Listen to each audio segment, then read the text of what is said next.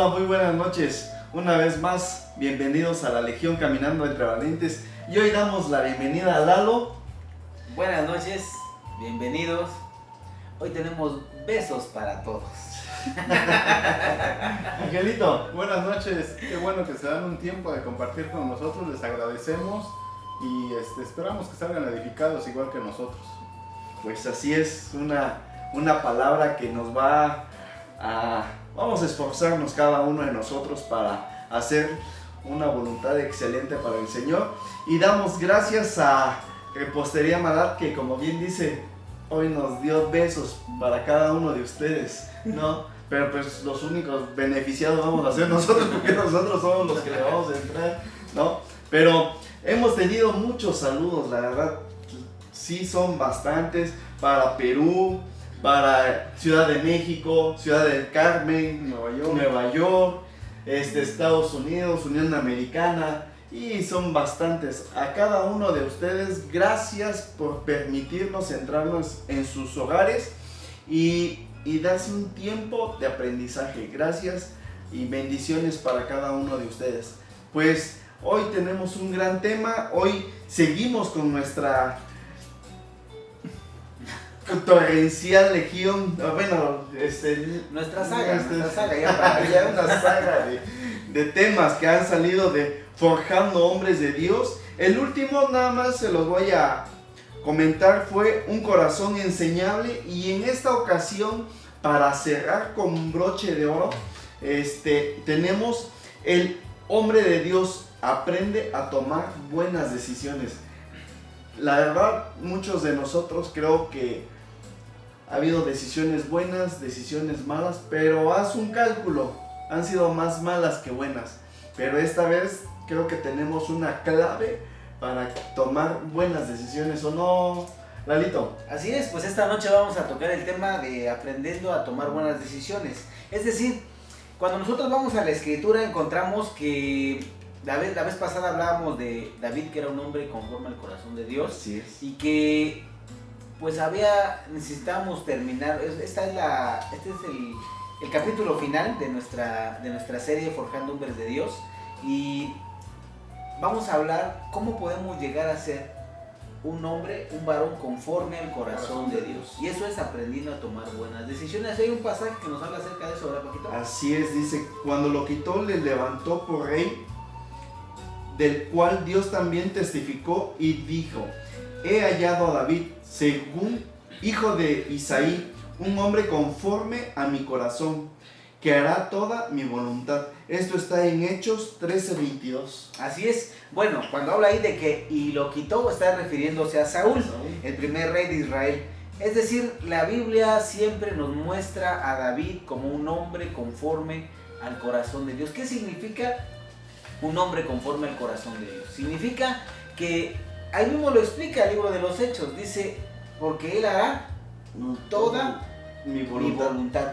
Es decir, el hombre que es conforme al corazón de Dios va a aprender a hacer la voluntad de Dios. ¿Y cómo hacemos la voluntad de Dios? A través de nuestras decisiones, las elecciones que hacemos día con día nos van a llevar a ser o no ser un hombre conforme al corazón de Dios. Ahora, ¿qué significa ser un hombre conforme al corazón de Dios? No significa, déjame decirte claramente y desde un principio, perfección. A veces nos hemos equivocado en pensar, híjoles, es que dice que David fue un hombre conforme al corazón de Dios y yo siendo un simple mortal, ¿no? ¿Podré llegar a ser un hombre conforme al corazón de Dios? ¿Qué significa?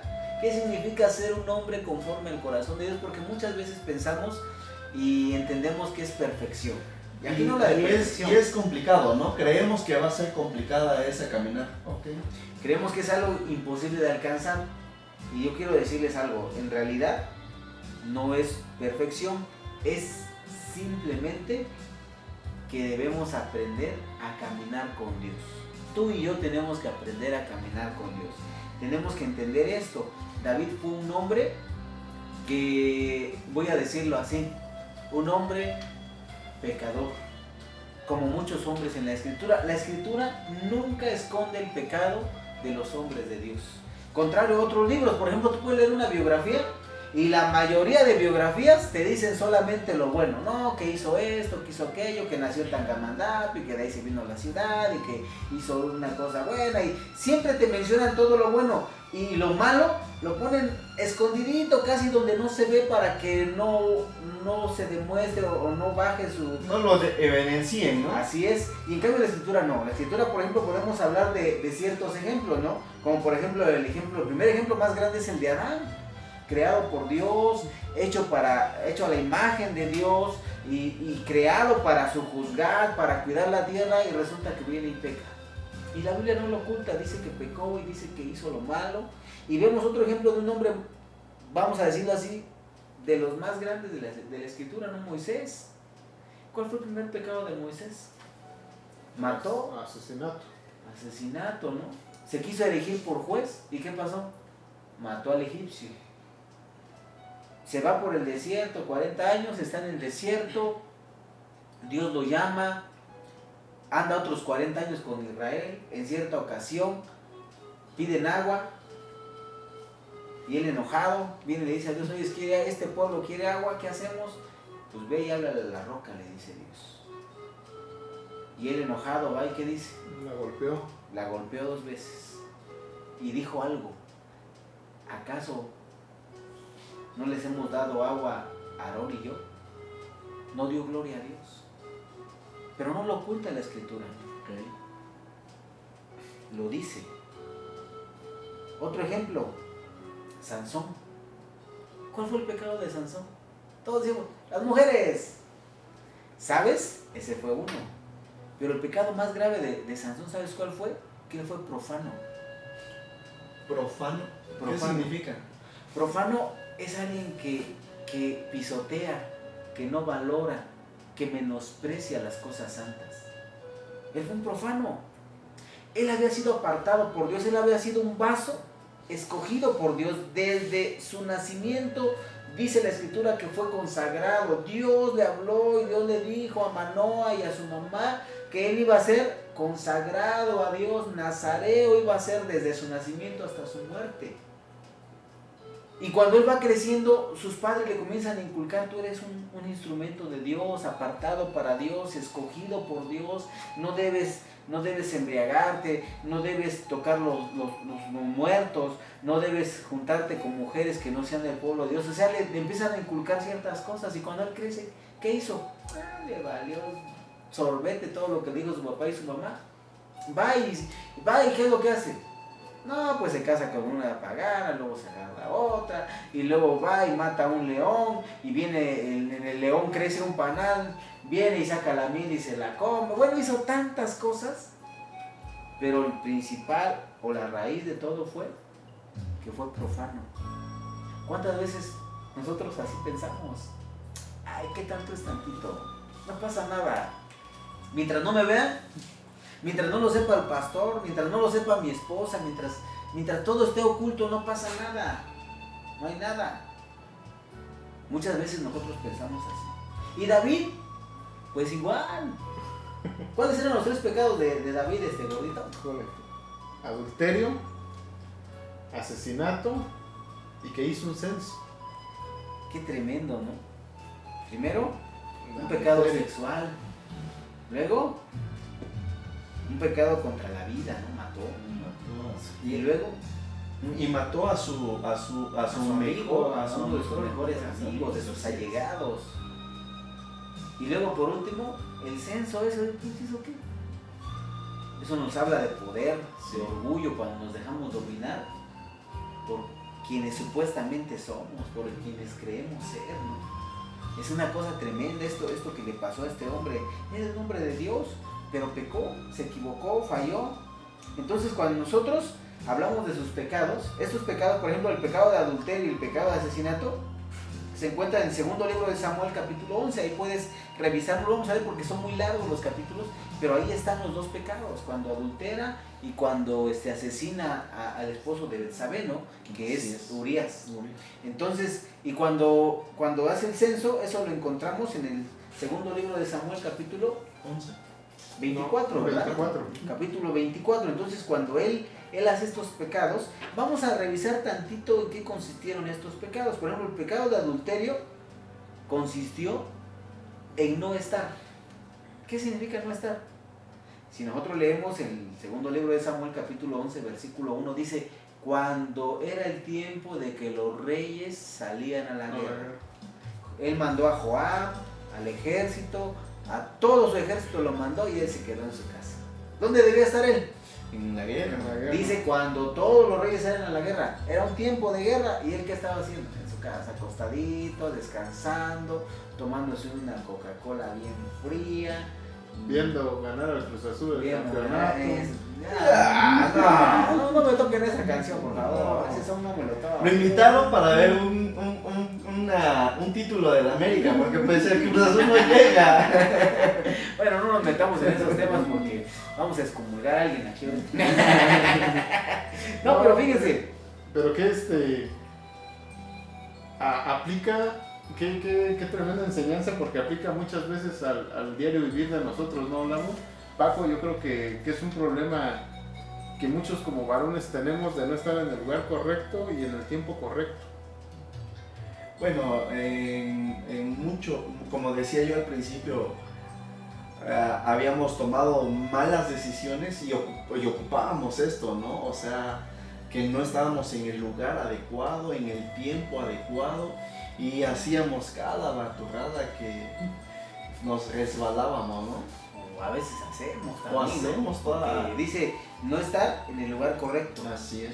no estar haciendo lo que tenía o lo que debía, y luego no cuidar sus ojos, ¿no? Porque a veces Este tema nuestros no ojos son porque ¿qué? sí. Nuestros ojos son pispiretos, ¿no? La verdad, pues.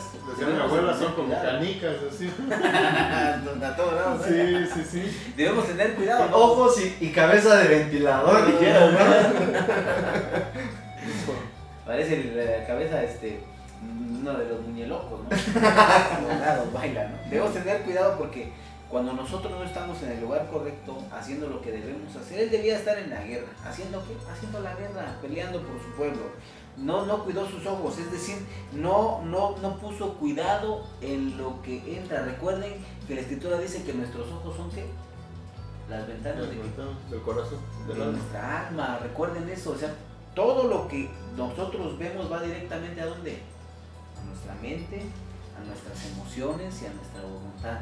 Primero entra a nuestra mente, ¿no? Vemos a la muchacha, oye, qué guapa, ya está en la mente. Baja nuestras emociones, oye, hola, ay, hola, oye, me sonrió, Sí, ¿no? sí. Oye, no, pues. Pero entonces ahí también tiene la culpa. Ahí tiene la culpa la mujer, exactamente, es la mujer que ven, Sí. que te emocionas, ¿no? Y luego tu voluntad que dice, no, pues le voy a seguir hablando. ¿Quién quita y cae? Sí, ¿No es cierto? sí, Es sí. la verdad, o sea, Sí, sí, sí. sinceramente, Sí. eso es lo que le pasó a David, ¿no? Estamos hablando entre hombres, ¿no? O sea, también no se vayan a espantar. Y tú lo sabes bien también, ¿no? Que son situaciones reales, o sea, no, nosotros en ese sentido vamos a hablar claro, ¿no? O sea, son situaciones que suceden. No podemos, vamos a decirlo así, no podemos dibujar un mundo color de rosa, porque Así en realidad es. la vida es así, o sea, tenemos que entender las O- cosas, o- ¿no? La o- naturaleza. O de cierta forma, ¿no? Hay muchas veces que tenemos esas malas amistades y todavía te dicen, mira, y tú sin querer, o sea, dices, pues volteas porque pues te están diciendo que miren, pero te quedas ahí, ¿no? Porque hace media hora, ¿eh? Sí, o sea, y todavía te dices, ¿qué pasó? Confundimos la libertad con el Así libertinaje, es, ¿no? ¿no? Así es, tenemos que tener cuidado, ¿no? Ahora, por ejemplo, eso hablamos acerca del adulterio, ¿no? Ahora, nos pudiéramos meter en más detalles, pero la situación es que el tiempo nos apremia también. Así El es. segundo pecado que tuvo es asesinó al esposo de esta mujer llamada Betsabé. ¿Por qué lo asesinó? Porque quería encubrir el embarazo de ella, ¿no? Sí, lo mandó a traer, le dijo, vente, mira, ¿cómo va la guerra? Sí. ¿Qué están haciendo? ¿Cuántos muertos? ¿Cuántos territorios hemos conquistado? Y él le dijo, mira, ¿sabes qué? Vete a tu casa, descansa hoy, mañana te vas otra vez al campo de batalla. No, mi rey, ¿cómo me voy a ir si mis hermanos están en la guerra y yo en mi casa con mi esposa? No. Se durmió a la puerta del palacio, dice. Y le avisaron, David, ¿sabes qué? No se fue a dormir. Y a veces, ¿sabes una cosa? A veces nosotros tenemos lo que llamamos alcahuetes. O sea, aquí es una... A lo mejor él trataba de disfrazar las cosas, pero sale a la verdad siempre, ¿no? La verdad sale a la luz, sale a la luz, la verdad. No hay nada oculto que no haya de ser revelado. Así es. Así es. Fíjate, aquí podemos ver, ¿no? Que ¿ustedes creen que en el palacio no sabían que él había cometido adulterio con Betsabé? Sí. ¿Quiénes sabían? Pues los guardias, los cocineros, toda la gente que estaba en el palacio, ¿por qué la mandó a traer? Cuando mató a Urias Eteo, ¿lo sabían? Lo sabían, todos lo sabían. ¿Por qué no le dijeron nada? Por la autoridad que tenía. Porque era el rey. Pero acuérdense que él también tenía ahí había profetas, ahí había hombres de autoridad que pudieron haber llamado la atención al rey, no lo hicieron. A veces nosotros cuando vemos lo malo, ¿qué hacemos? Nos hacemos de la vista gorda. Sí. Y una persona que es tu amigo te tiene que decir lo que está bien y lo que no está mal. No solamente alabarte cuando las cosas van bien, sino también cuando es el momento de hacer alguna corrección, hay que hacerla. Un verdadero amigo siempre te va a decir las cosas aunque te duelan, ¿no? Así es. Pudiera ser la enseñanza el día de hoy. Así es, aunque nos duela, nos tienen que decir y nos podemos evitar tantos dolores de cabeza si sabemos escuchar, ¿no? Aquí decimos que él quería tapar su culpa. ¿Culpa de qué? De su mentira, de su adulterio, de su irresponsabilidad por no estar donde debía estar. Había muchas cosas. El tercer pecado que se encuentra en 2 de Samuel capítulo 24 es el censo. Dice el libro de Samuel que la ira de Jehová se encendió contra Israel e incitó a David a censar al pueblo.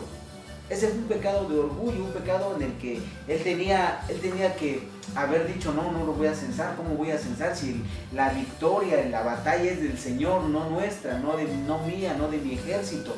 Pero aquí podemos encontrar algo bien importante, que Dios utilizó a Satanás para que él lo tentara. Porque recuerden, la escritura dice que Dios no puede ser tentado y él no tienta a nadie. Sí. O sea, no nos equivoquemos, porque a veces decimos, no, ¿cómo va a ser que Dios lo hizo pecar? No lo hizo pecar. Pasa como en el caso de Job. Recordemos qué pasó con Job. Vino el adversario, vino el enemigo delante de Dios y le dijo, oye, tócalo, haz esto con Job. ¿Y qué le dijo? Pues adelante, te doy permiso que toques sus pertenencias. La segunda vez te doy permiso que toques su carne.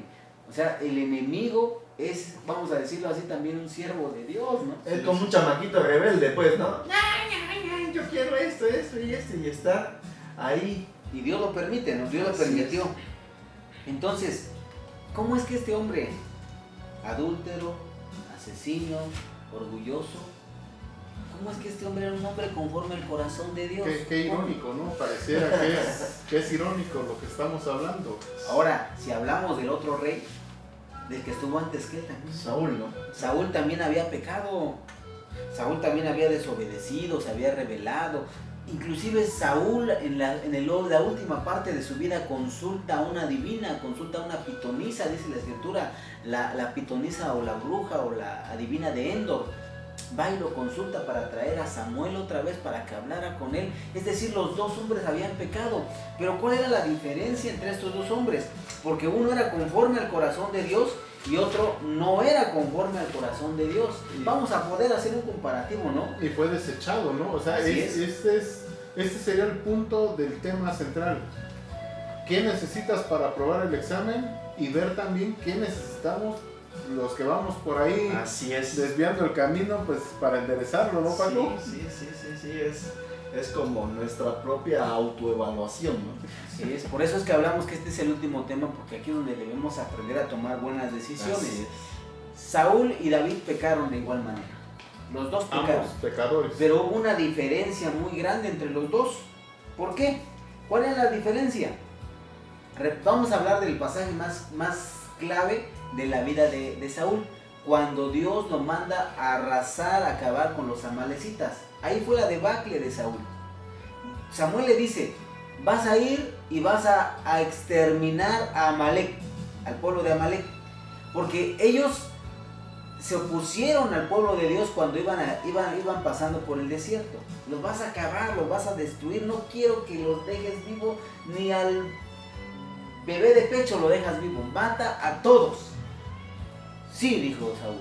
Se fue, dice que trajo al rey, trajo los mejores toros, las mejores vacas, los mejores borregos, trajo lo mejor de lo mejor y mató, dice, mataron a los más flaquitos, mataron a los enfermos, mataron todo lo peor y trajeron lo mejor. Y cuando llega Samuel le dice, oye, ¿qué pasó? Ya hice lo que Dios me dijo, ¿Y qué le dijo Samuel? ¿Y qué es eso que estoy oyendo? Oye, que están muriendo las vacas, los becerros, los borregos. Y luego todavía tienes al rey aquí sentado. ¿Qué pasó? No, pues es que el pueblo. Y cuando David peca, fíjate, David peca y viene el profeta Natán a amonestarlo. Le dice, oye David, te voy a contar una historia, una parábola. Había un hombre rico y le comienza a hablar, que tenía pues muchas ovejas y era muy rico y no le faltaba nada. Y había un hombre pobre que tenía una sola corderita. Y un día vinieron a visitar al hombre rico y este hombre rico dijo, pues no voy a matar a mi oveja, y fue y le quitó la cordera a su vecino y la mató y le dio de comer a su invitado. ¿Qué crees que merezca este hombre rico? ¿Sabes qué le dijo David? No, pues sabes que ese hombre merece la muerte y pagar 4 veces más la oveja, el corderito que mató. ¿Sabes quién es este hombre? Le dijo el profeta, eres tú. ¿Y por qué no dijo? No, pues es que Betsabé se paró ahí en la mera donde salía yo a ver y luego Urias pues no se quiso acostar con ella. No buscó excusas, ¿no? Como lo hizo Saúl. Saúl dijo, no, es que el pueblo me dijo, y es que guardamos lo mejor para sacrificarlo a Dios. O sea, excusas. No reconoció su pecado. Y David dijo, no, yo pequé. Y ahí es cuando escribe el Salmo 51. Si tú lo has leído o no lo has leído, te recomiendo que lo leas, es un salmo hermoso. Y ahí dice, ten piedad de mí, oh Dios. Lávame, límpiame con hisopo y seré limpio. Borra mis maldades. Es decir, él sabía reconocer su pecado. Lo mismo pasó cuando hizo el censo. Vino el profeta Gad y le dijo, ¿sabes qué? Has pecado, te doy escoge 3 cosas. ¿Quieres que tus enemigos te persigan? ¿Quieres que mande yo mal sobre el pueblo? ¿Quieres que mande yo mal sobre tu casa? Y él dijo, no, pues sobre el pueblo. Y en un día murieron 70,000 personas, 70,000 hombres. Y resulta que en ese momento, cuando él se da cuenta de la mortandad que estaba pasando, él dice, no, Señor, perdóname, yo pequé, que el mal venga sobre mí. O sea, era un hombre que sabe reconocer, un hombre que es conforme al corazón de Dios, sabe reconocer su pecado, sabe reconocerlo, sabe arrepentirse. La vez pasada hablábamos de lo que significa arrepentirse, ¿se acuerdan del versículo? El versículo es Hechos capítulo 2, versículo 38, donde dice que Pedro les dice a los judíos y les dice que cambiaran su manera de pensar y su manera de vivir, y entonces Dios los perdonaría y les enviaría el Espíritu Santo como regalo. Entonces el arrepentimiento es cambiar tu manera de pensar y tu manera de vivir. Entonces cuando David se arrepiente, sí cambió. Saúl nunca se arrepintió. Saúl le dice, cuando peca contra Amalek, por el pecado de Amalek, le dice a Samuel, perdóname. No le pidió perdón a Dios, le pidió perdón a Samuel. Así es. A veces nosotros, cuando hacemos algo malo, no hacemos lo correcto. Por ejemplo, te peleas en la casa con tu esposa. ¿Qué dices? Ay, es que tú tuviste la culpa. Es que me miraste bien feo. ¿Te acuerdas? No, es que la sopa estaba fría. ¿Cómo? Luego estaba salada, la carne estaba bien salada. No manches, es tu culpa. ¿Yo qué culpa tengo? A ver. Sí. Por cualquier cosita. No reconocemos Así lo es. malo que hacemos. Cuando no reconocemos, pues menos nos vamos a arrepentir. Menos vamos a cambiar nuestra manera de pensar y menos nuestra manera de vivir. Entonces, ahí nos lleva al siguiente punto. El que no sabe arrepentirse no sabe qué. Pedir perdón. Así es. Hijo. Ya estamos pisando muy feo los Ya. Pásennos los cascos, por favor. Pero es verdad, o sea, es como el hombre que toma mucho. Sí. Y cada 8 días le remuerde la conciencia y se linka a la esposa y le dice, mi amor, Te lo juro. ya no lo Ya vuelvo no a lo hacer. vuelvo a hacer. Próximo sábado, 12 de la noche, ¿cómo llega? Sí, sí. Wow. Otra vez. Y lo ponemos este ejemplo del borracho porque pues de cierta forma es lo más tradicional, ¿no? Así es. Pero normalmente hay un espíritu de mentira que constantemente lo está haciendo uno y no lo vemos como lo hacemos menos, pues, ¿no? Pero hay espíritu de mentira, hay espíritu de soberbia, hay un espíritu de altivez, o sea, y son cositas que también eso detiene La bendición de Dios, ¿no? O sea, ¿no? porque no prosperamos, no avanzamos en nuestra casa, en nuestra familia, porque muchas veces no sabemos pedir perdón realmente. El perdón, ¿sabes cómo es el perdón verdadero? Genuino, ¿no? El perdón genuino es que cambies. Así es. Si dices que no lo vas a hacer, ya no lo hagas. Sí. Si dices que vas a hacer esto, hazlo. Hazlo. Ese Pero- es el perdón Pero yo verdadero. creo que es muy importante también reconocer y hablarlo, ¿no? Porque ahorita lo que decían, y tienes mucha razón, muchas veces nos cuesta. O sea, nos cuesta hablar y decir, oye, la regué, perdóname. O sea, no estuvo bien, como tú dices, ¿no? A lo mejor la sopa no estaba tan caliente, pero perdóname, no era el modo de contestarte. Y muchas veces nada más nos excusamos y nos gusta. Entonces, tienes razón, pero también se tiene que hablar y tenemos que empezar con ese simple y sencillo acto de decir, perdóname, ¿no? Que, híjole, Cuesta cuesta. trabajo. Sí, o simplemente, bueno, muchas veces tenemos que declararlo con nuestras bocas, decirlo, ¿sabes qué? Te fallé en esto. Y por ejemplo, una ocasión de infidelidad, ¿no? Igual, ¿sabes qué? Perdóname porque te fui infiel en esta ocasión, perdóname. Y aunque haya sido un tiempo atrás, pero tú estás ya liberándote de eso, ¿no? Ahora, eso no basta solo con decirlo. Así es. ¿Qué tienes que hacer? Tienes que reconquistarla. Así es. Tienes ¿no? que trabajar, Para volver a hacer. humillarte, Así aguantar es. muchas cosas porque son cosas que provocamos.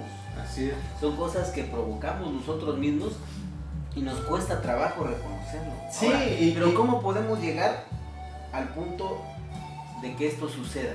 O sea, porque humanamente no vamos a poder, humanamente no podemos.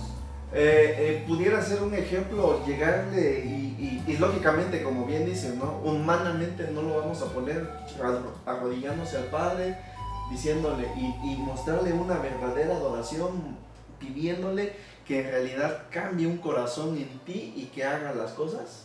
Así es, ¿no? El siguiente punto es que necesitamos aprender a ser adoradores. Así es. ¿Por qué? Porque David era un adorador. Ahora, ¿qué significa ser un adorador?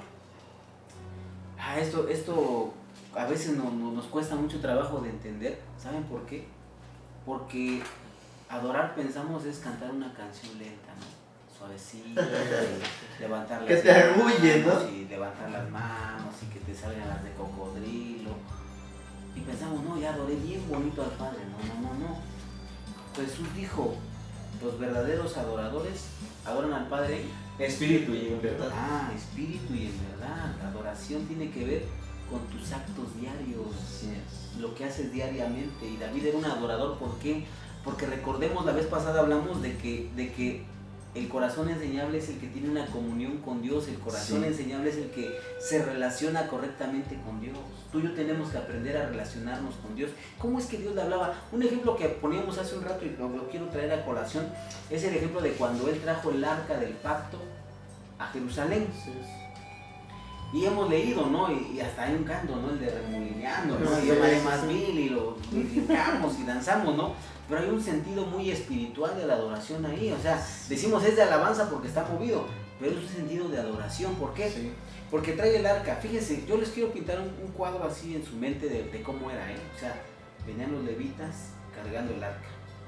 Venía el sacerdote delante del arca.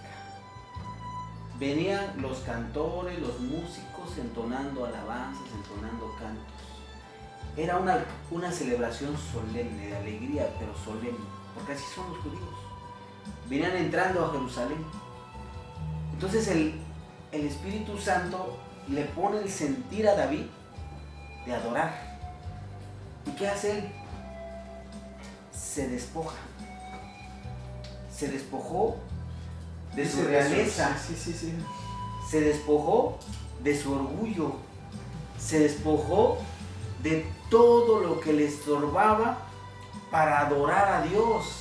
Y aún su esposa, cuando lo ve por la ventana, dice que lo tuvo en menos, lo menospreció y dijo: este hombre, ¿cómo va a ser eso si es el rey, si es el general de todo el ejército, si es el más grande sobre Israel? ¿Cómo va a ser eso de despojarse de todo y danzar como un loco delante de Dios? Y no le importó, ¿no? No le importó. Eso es. Entonces aquí es donde debemos llegar al punto final. Esa es la clave, ¿no? La clave aquí es que el que verdaderamente quiere tener un corazón como el de Dios necesita reconocer, necesita arrepentirse, necesita pedir perdón y necesita aprender a adorar a Dios. Es decir, glorificar a Dios con cada acto en su vida. Adorarle en todo tiempo. Cuando tú vienes a casa y reconoces delante de tus hijos que a lo mejor los has tratado mal, que a lo mejor les has gritado, que a lo mejor tal vez lo golpeaste sin sentido o fuiste muy duro con el castigo que le hiciste, tienes que reconocerlo. Tal vez a la esposa no la golpeas, no le cumples con su semana, pero la tienes así, abajo. O sea, a veces no necesariamente una humillación tiene que ser con palabras altisonantes, a veces simplemente con la mirada, a veces simplemente con un gesto, a veces simplemente con una manera de ser. Y es donde nosotros tenemos que entender que para adorar a Dios, para ser un verdadero adorador y un hombre conforme al corazón de Dios, tenemos que aprender a arrepentirnos, a cambiar nuestra manera de ser. Dios te quiere hablar, Dios quiere que tú tengas una comunión correcta con Él. Así es. Pero para que esto suceda, hay que reconocer. Hoy es tiempo de reconocer. Hay un versículo, ¿verdad? Sí. Fíjense que estábamos leyendo aquí los muchachos. Proverbios 3, del 5 al 8 dice lo siguiente: confía en el Señor totalmente, no en tu propia sabiduría. Ten en cuenta a Dios en todo lo que hagas, y Él te ayudará a vivir rectamente. No te creas más sabio que los demás, respeta al Señor y aléjate del mal, pues esto será como medicina para tu cuerpo y como un refresco para tus huesos. Yo creo que es un buen tiempo, la verdad. Gracias a Dios por la oportunidad que nos da. Yo creo que en casa tú puedes decir lo mismo. Yo creo que la mayoría de nosotros queremos alcanzar el éxito pleno, queremos decirle al Señor: ayúdame. Pero como lo hemos dicho anteriormente, muchas veces puede más a veces el lado humano, ¿no? Como decía ahorita nuestro amigo, David se despojó de todo, siendo un rey, con sus ropas reales y todo, y sabes, no le importó. Y muchas veces nosotros nos ponemos una máscara de unas formas de decir: híjole, ¿qué van a pensar? O sea, ¿cómo voy a ir a la iglesia? ¿Qué va a pensar mi vecino? Piensas muchas veces más en lo que te va a decir la gente. Yo creo que es un buen tiempo para pedirle perdón a Dios y para ponernos a cuentas con Él. Vamos a orar, por favor. Señor, en esta hora sí, te pedimos perdón, Padre. Primeramente por nuestros actos, Señor. Queremos, Señor, que tú señoríes nuestra vida. Que tú seas el centro en nuestra vida. Señor, queremos ser rectos delante de ti. Queremos tener una vida limpia delante de ti, Señor. No queremos caminar a un lado tuyo, Señor. Queremos que camines dentro de nosotros, Padre. Que tú señoríes, que tú gobiernes, que tú estés con nosotros en todo tiempo, Señor. Así es, Padre. Que te podamos consultar hasta para las cosas más simples, Señor. Pero buscar, Señor, primeramente tu rostro. Primeramente buscarte a ti, Padre. Que seas tú, Señor, aquel que reina en nuestra casa, Señor. Dice la oración, Señor, Padre nuestro que estás en los cielos, Así es, Señor. santificado sea tu reino. Sí. Venga a nosotros tu reino y hágase tu voluntad, Señor. Así es. Despójanos de todo, Señor, de todo orgullo, de toda vanagloria, Padre Santo. Queremos que tú hagas tu perfecta voluntad en nuestra vida, Señor. Te pedimos de la manera más atenta que tires todo orgullo, toda altivez, Padre Santo, que nos ayudes a ser hombres de un solo carácter delante de ti, Señor, Así hombres es. rectos delante de ti, Padre Santo. Sí, Señor. Yo te pido en nombre de todas las personas que nos están viendo, a nombre de nosotros, Señor, que extiendas tu misericordia sobre todos y cada uno de nosotros, Señor. Gracias por esta palabra, Señor, gracias por este tiempo. Gracias. Y declaramos, Señor, que hay una bendición especial en los hogares de cada una de las personas que nos está viendo. Te agradecemos Sí, y te lo pedimos en el nombre de tu precioso Hijo Jesucristo. Amén. Amén y amén. Así es. Pues qué hermosa palabra. Creo yo que nos vamos confrontados cada uno de nosotros. Y la verdad, esto es para valientes empezar a trabajar en nuestro carácter. La verdad no, estos temas que son 10 temas que hemos hablado para forjar un hombre de Dios, que están excelentes. Gracias, Lalo, gracias, Ángel, Gracias a Dios. y gracias a ti que nos sigues en cada transmisión los miércoles a partir de las 7 de la noche aquí en la Legión Entre Valientes. Recuerda que en Entre Amigos es tu casa y aquí Dios te va a bendecir.